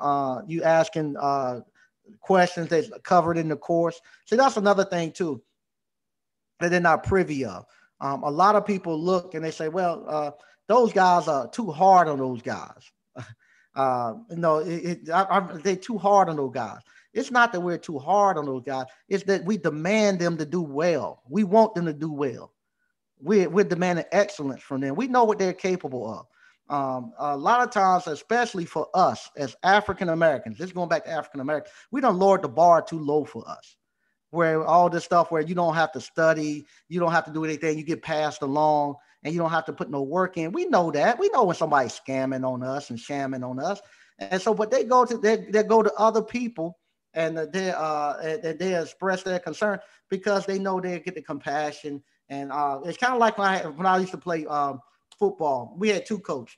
We had Coach Shaq, and this is not about race or anything like that. But you had Coach Shaq, and then you had Coach Edwards. Coach Shaq, he was the defensive coach, and if you weren't doing that well, he'll tell you, "Oh, you doing just great. You know you won't doing well. You know you suck. You doing just great. You just need to do a little bit more. You just hustle a little bit more." And he'll do more missionary work than actually making you into a great football player and making you into a man. He'll let you slack off and not really do much. But you had Coach Edwards, a huge Q, offensive lineman, cuss you out. He'll tell you want to talk about your sister, grab you by your hand, push you around. But with that's what a lot of us needed coming from the situation we're coming from. We needed because we could get over on Coach Shaq. You couldn't get over on Coach Edwards. He knew it, and and with that, he was the reason our team would win. And when he left, you didn't win no more because you didn't have nobody challenging you, telling you got to do better. Yeah, it's easier to go and go off to somebody else and have them to babysit you and stroke your back and tell you it's going to be okay. But when you get back out there in front of that appliance, it's going to tell that you haven't done your work, and they know you ain't done your work. Because when you calling them all the time, they knowing. I just told him this last week, and he had calling me, asking me the same thing. He didn't write it down. He's not looking at it. So they know that you ain't doing your work too. But they're really trying to. They thinking they're trying to help you, but they really handicap you. Like I say, the best they do, just look at the videos. Just do what everybody say do, and you'll be fine. And you ain't gonna be able to slick talk your way through. You can't slick talk your way into fixing a refrigerator. I had a guy said he going. You used to slick talking and telling people stuff and finessing people. You can't finesse that you out there in front of a refrigerator. You don't know what you're doing. The refrigerator don't care about it. You got to know what you're doing to get there to diagnose what's going wrong. If you ain't got your, if I not ask you where your tech sheet at, I got it. We'll put it in diagnostic mode. It won't take diagnostic mode. I don't try it. It won't go. What's the combination? Let me look. I can't see. What's the combination? You say you got the tech sheet. I can't get that. Then they'll put it on appliancetology. I can't get that thing to work. I couldn't find it. I thought you told me you had the tech sheet. Nah, I thought I had it. It's one I worked on. Nah. See, you trying to slick talk and finesse. You can't. You got to go there and you got to go there and do it. You got a pregame. You got a pregame. If you seeing the leaders that's out here doing it pregame, I have to pregame. I have to pregame. You seeing the people who the alumni have came through here before you that's winning. Look how much DCNF, One Stop Mike, Slick, Miss Ward, Lamar. You look at all the pre-gaming they doing. They pre-gaming all the time, and and look how much they're getting information and studying this stuff. Look how much they're doing, but here it is, you coming and you coming behind them, and you don't want to put the work in, and you think you're gonna finesse and talk. You can't slick talk your way through it. You can't do it. You can't run the game on this stuff. That's the thing. That's why you need to be out there. Now you done ran game on everybody. You done ran game on everybody else. Even a ran game in business, making people think you're in business all the time, making you all this stuff. I'm starting a business, and you talk to your friends, and then you and your friends gonna do something together, and all y'all slick talking to each other. We're gonna come together. We're gonna start a business, and then time for everybody to put in some money. Then everybody talking about that person did this and he died. You don't know how to charge, and then the business fall under all the stuff that goes under. Then it's everybody else's fault. I had a guy here the other night. Everything was somebody else's fault. Why he was nothing his fault why he didn't make it in business. Everybody else, somebody got over on me. This person lied. That person stole from me. Nah. You slick talk, trying to slick talk. It was you. It was you. And that's the same thing with this appliance repair business. Why it's so great for you to start off as that one-man shop, and you out there in front of the customer. You out there doing it by yourself, starting off, because you can't slick talk. It's you. It's like you've been in a boxing match. Like the guy tell me who boxed, he said, you can tell who trained and who not when you get in the ring. Everything you don't put into training and stuff is gonna come out. Same thing. When you get that service call and you gotta head out there and you gotta fix something, and you gonna try to slick talk and go out there, you ain't gonna be able to do it. It's gonna show. But if you're prepared and you go out there, you ain't gotta. You get prepared and you go out there and you do what we tell you to do. You ain't gotta be. You're not gonna be calling everybody talking about how somebody putting you down for asking the wrong questions and stuff like that, because they know the simple the questions that you ask let us know if you really if you stuck. The question that you ask, we know that person's stuck. It's time to go help them. But the question that you ask, the simple questions that's covered, we know that you haven't done your work. That you're out here scamming. You're not scamming. You just trying to finesse. Just trying to you want to be included with all the you want to be included with all those guys who putting in the work.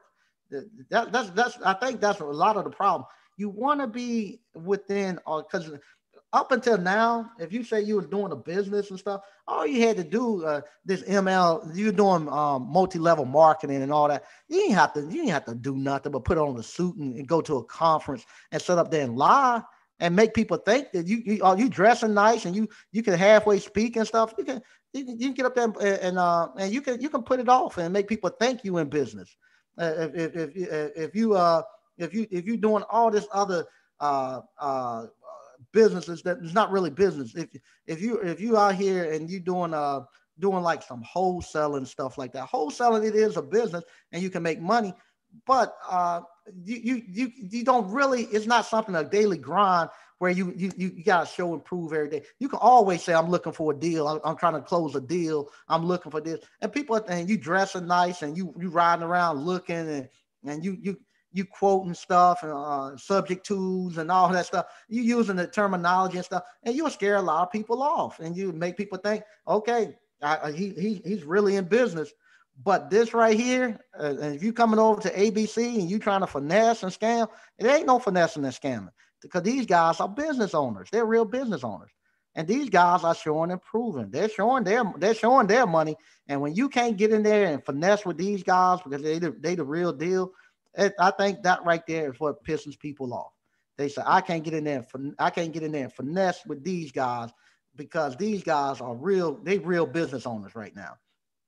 These guys right here, they come up here showing money. You know how sacred it is, how much money we make, people make, and these guys coming up here, they showing their money. Say, hey, this is what I got, and you seeing it, and then people want to know where yours at.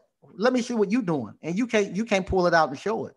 And so then that's when you get mad. That's when you tell people stop doing it. That's when you get mad, and when you see these guys coming in buying the new vehicles. You see these guys coming in buying rental property. You see these guys coming in buying offices. You see these guys getting subs and stuff. And then people start looking at you and start saying, why you can't do that? Why you haven't done that? When you going to do that? I see what these guys doing. And then that's when people really get mad and they start to complain. Man, those guys right there, they got ego problems. They're a cult. They this and they that. No, it's just the fact, hey, these guys are winning and you can't come in here with no BS. They're not going to have it. Everybody talk about they want to see alpha males and they want when you get into a place around the bosses, this is where bosses are. Nope, I haven't seen not one boss complain about it. Most of the time I see the guys who's doing it and really doing it, they love it. They love it. They look at the competition. They get motivated by these guys and they want to be involved around it. It's the guys who doesn't want that, who wants to be able to just say, I came to Appliance Boot Camp and I paid my money. I should have gave them a certificate and so they could put it on the wall and say, hey, I went there and I'm part of them. I'm just like them, but they're not. What happened? They come, they don't put the work in. The certificates that we get is that mailbox money and those deposits coming in. That's our certificates that's coming out. That's what we put on the wall. And you ain't got that to show, so you get mad. But the great thing about it, at any point in time, you can change your mind and say, I'm going to go ahead and I'm going to go back and look at the course and I'm going to do the blueprint and follow it. And I'm going to do the same thing those guys are doing.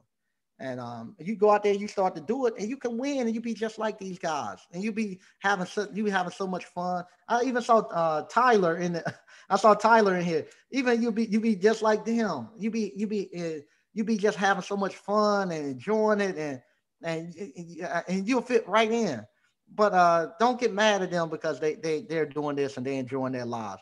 And I love it, man. I love it. I love it. I actually just love it to see those guys doing that and seeing those guys out here on their own. They not waiting for ain't nobody waiting for me to open up and start no courses or nothing like that. They know what needs to be done. They going out doing it themselves. They going out picking up old refrigerators and trying to figure out how to change the compressors and stuff themselves. They're out here taking initiative and doing it themselves. But that's the way you're gonna do. You're gonna have to get to the point where you have to motivate yourself. You got to encourage yourself to go out there and do it. You don't want no pity party. You don't want nobody doing no missionary work. You want somebody to prepare you. You want somebody to prepare you to get you up and going and get you ready. Because you got to be pushed. You got to be pushed. That's for all of us. That's for all of us. You got to be someplace. If you're comfortable, then you're not being pushed. Everybody tells you that. If you get to a point where you comfortable and you're the only person, you doing better than all your friends and everybody hanging around, it's time to find you a new group. You got to be someplace where you feel like you're uncomfortable and you're not being pushed, and that you're being pushed, and that's how you grow. That's how you grow. And anytime I go, you think the first business mentor I had, I told you, I thought I was a business owner. I go there and I give him my business card. And he said, "What's this?" He's not gonna say Negro. He said, "What's this Negro shit you giving me?" I said, "My business card." He threw it away. He said, "That's Negro stuff. I ain't looking at that." I said, "What in the world? This guy, this guy, what's this guy to do me like that?" no, honest, I felt some type of way. So, matter of fact, I took my little sister-in-law up to the radio station, and he was doing radio stuff on there at the time. So he was talking to my little sister-in-law, wanted to do something in communication. So he was talking to her, and so I stood around. Then afterwards, uh, no, he was talking to everybody. I wanted, hey, I'm gonna show him I'm a business owner. So he comes, and I asked him, I said, man, why you do that? He said, what are you talking about? I said, why you do me like that? He said, you're not no business owner. I said, I am. And he asked me a simple question. What's on a balance sheet? What's on the income statement? I didn't know. He said, yeah, man, that's what I'm talking about, man. You ain't no business owner. Get out of here. And when he challenged me like that, I didn't get mad and go say, well, I did get pissed, and I did say, no, that guy was arrogant and stuff. But I went out and I said, hold on, I'll show you.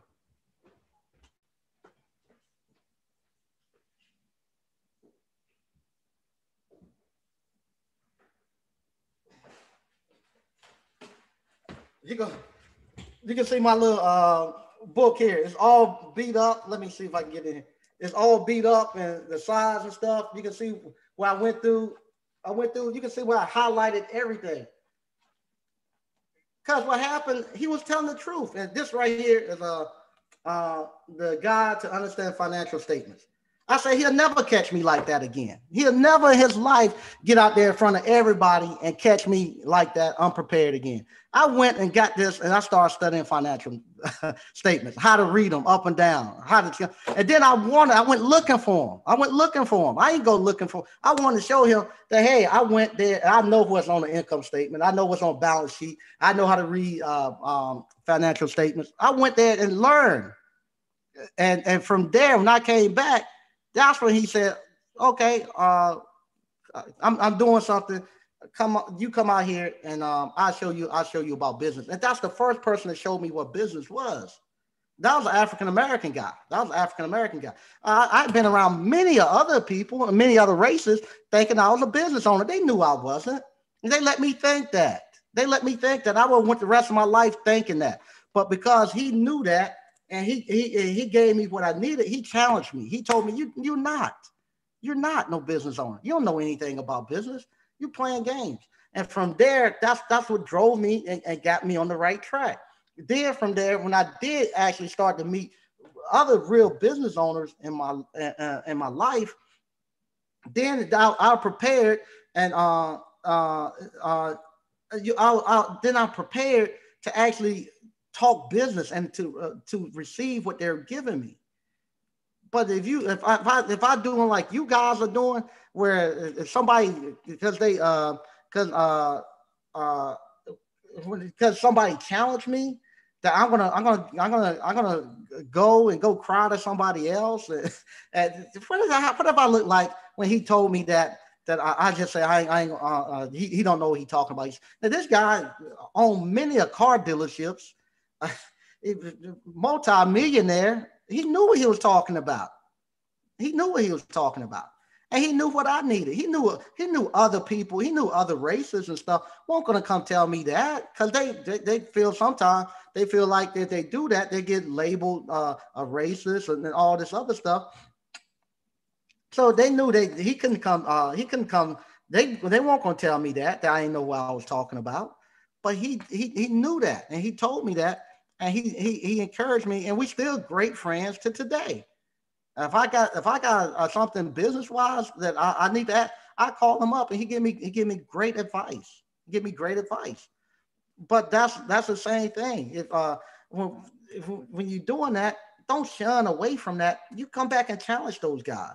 If those guys push you, the next time you call, you should be. If you got caught not knowing one time, the next time around, you better know when you come back around. You just for yourself. Say, I'm not gonna let those guys be able to tell me. I'm not gonna let those guys be able to tell me that I didn't know what I was talking about. I'm not gonna let those guys be able to tell me that I didn't know how to check a refrigerator. Hey, no, that stuff is simple. I ain't gonna let those guys be able to tell me I didn't know how to check a heater element.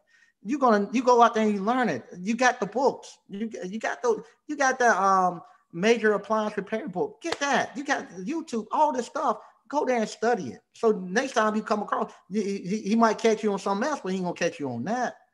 You put the work in. And that's what, like I say, that's all you got to do. That's all you got to do. Put the work in. If I know it, you can know it. It ain't nothing special about me. Ain't nothing special about anybody else. They've just put the work in. And then sometimes you got to realize what your capacity is. Everybody is not going to be somebody. I'm not going to never be that person that's going to have 59 technicians running. I know that. But I ain't going to get mad at him because he got 59 technicians and he's making several $1 million a year doing that. I'm not going to get mad at him because he's doing it. I'm happy. I'm glad to know that it can be that way, that somebody can do it. And I'm seeing several people that's very close on Appliance Bootcamp who's gonna surpass him because they're already on that thing.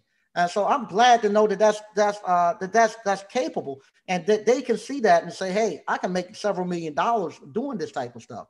They're you like to see that because I know that those guys are gonna get there. I'm not gonna do it. I know I don't have the capacity to do it, but I know we have people in our group that has that capacity and has that drive that they're gonna do it. They're gonna catch them quick, and I love to see that. But the thing where you get mad because you ain't gonna make $4 million, and you want to be able to see that this industry can put out those type of numbers. You want to be able to see that. And I want to see y'all go out here and do that. And good Lord, and that's the thing. You don't have to be 6'8" and be able to run like a deer and jump like X-Men to do it. You can fixing appliances. You can find out now. Fixing appliances, you can make your own lottery pick and be your and make sure your every grandkid and child after you will be a lottery pick. That's a family business. They ain't paying that to one person to run baseball or football or basketball, get the head, play football, get the brain splattered. That's a family business that every time a child is born in that family, they're a multimillionaire. You have to think about that forever. When somebody's born in that family, they're a multimillionaire. Every time they come in, when their baby is conceived, that baby is a multimillionaire. Ain't none of this stuff starting from the bottom and working and trying to make it out. They already got it. They got a place for them to go.